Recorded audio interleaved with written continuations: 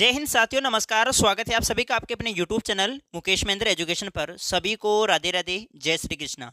प्यारे विद्यार्थियों, आज हम बात करेंगे कक्षा 12 भूगोल की जो हमारी बुक है मानव भूगोल के मूल सिद्धांत। उस बुक का चैप्टर नंबर 1 है प्रिय विद्यार्थियों, मानव भूगोल प्रकृति एवं विषय क्षेत्र। तो इस चैप्टर के हम देखने वाले हैं इंपोर्टेंट नोट्स, और इस प्रकार के हस्तलिखित नोट्स आप अपने घर पर भी मंगवा सकते हैं। भूगोल की दो बुकें हैं, भारत लोक और अर्थव्यवस्था और मानव भूगोल के मूल सिद्धांत। दोनों बुक के कंप्लीट नोट्स आपके घर पर पहुंच जाएंगे 3 दिन में। भले ही आप कहीं से भी हो, 3 दिन में पहुंच जाएंगे। पोस्ट ऑफिस के माध्यम से आएंगे, आपको ट्रैकिंग नंबर भी मिल जाएंगे। तो प्यारे विद्यार्थियों, अगर आपको नोट्स बुक मंगवानी है तो आप व्हाट्सअप नंबर दे रखे हैं, व्हाट्सअप पर मैसेज कर देना, ठीक है। और बाकी आपको पीडीएफ फॉर्मेट में पढ़ना है तो आप ऐप डाउनलोड करिए, महेंद्र बेवर कोचिंग, प्ले स्टोर से आप डाउनलोड कर लेना, ठीक है। प्ले स्टोर से ऐप डाउनलोड कर लीजिएगा। और उसमें भी अगर आप क्रैश कोर्स ज्वाइन करते हैं तो क्रैश कोर्स में फ्री मिल जाएंगे, ठीक है। क्रैश कोर्स में फ्री मिल जाएंगे, अलग से परचेज करने की कोई जरूरत नहीं आपको। क्रैश कोर्स में फ्री मिल जाएंगे, उसमें क्लासें भी मिल जाएगी, ठीक है। कंप्लीट चैप्टर वाइज में समझा रहा हूँ। चलो प्यारे विद्यार्थी, स्टार्ट करते हैं। चैप्टर नंबर 1 है मानव भूगोल प्रकृति विषय क्षेत्र। तो इसमें देखिएगा, सबसे पहले मानव भूगोल प्रकृति विषय क्षेत्र। सबसे पहले भूगोल किसे कहते हैं, भूगोल का उद्देश्य क्या है, मानव भूगोल क्या है, ये सब कुछ बिंदु यहाँ पर लिखे हुए हैं।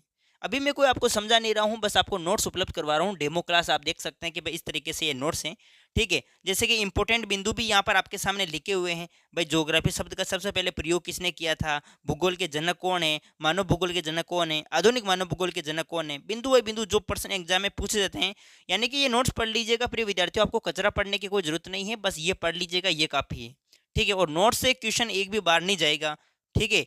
ये मैं गारंटी के साथ कह सकता हूँ। ये देखिएगा आप सभी, भूगोल के महत्वपूर्ण घटक में जैसे भौतिक घटक, मानवीय घटक ये दे रखे हैं। और भौतिक भूगोल, मानव भूगोल की ये शाखा है जिसमें वर्णन किया गया है। और फिर आपके देखो, इस चैप्टर से बार बार इन तीनों ये परिभाषा भूगोलवेत्ताओं के द्वारा दी गई है। ये तीनों परिभाषा आपको यहाँ पर याद रखनी है। भाई रेडजल के अनुसार मानव भूगोल क्या है, एलन सैंपल के अनुसार मानव भूगोल क्या है, विडाल डिलाब्लास के अनुसार मानव भूगोल क्या है। तो इनकी परिभाषा आपको एग्जाम में पूछी जाती है। ये आपको जो कि त्यों लिखनी है, मतलब है जैसे ये रट्टा लगानी है आपको। और जिसमें इन्होंने जो शब्द प्रयोग में लिए हैं भूगोल के लिए, वही आपको परिभाषा में लिखनी है। जैसे भाई रेडजल की परिभाषा में देखो, मानव भूगोल मानव समाज और धरातल के बीच के संबंधों का संश्लेषित अध्ययन है जैसे कि जैसी परिभाषा आपको जो है वो लिखनी है, ठीक है। कोई आपको चेंज नहीं करना इसमें।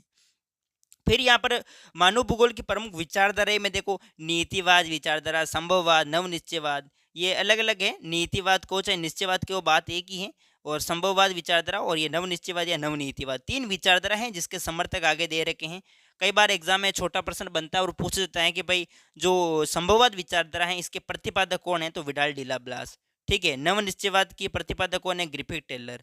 नवनिश्चयवाद में एक सिद्धांत आता है रुको और जाओ, कई बार ऐसे भी पूछ ले जाता है रुको और जाओ सिद्धांत के प्रतिपादक कौन है, तो ग्रिफिथ टेलर है, ठीक है।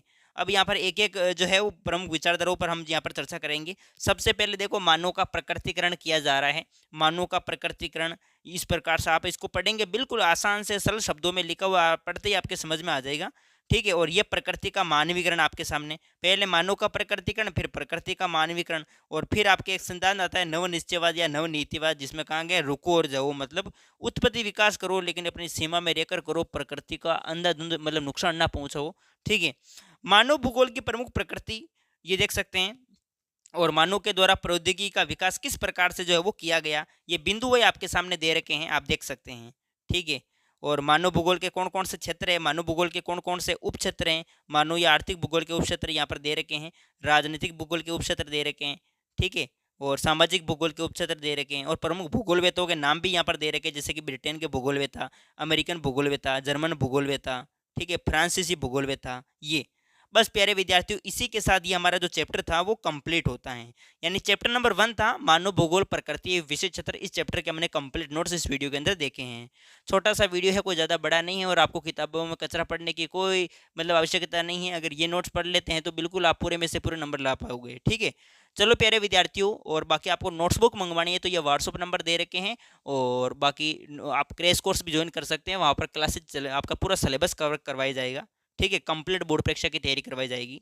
चलो बस मिलते हैं। जय हिंद, जय भारत।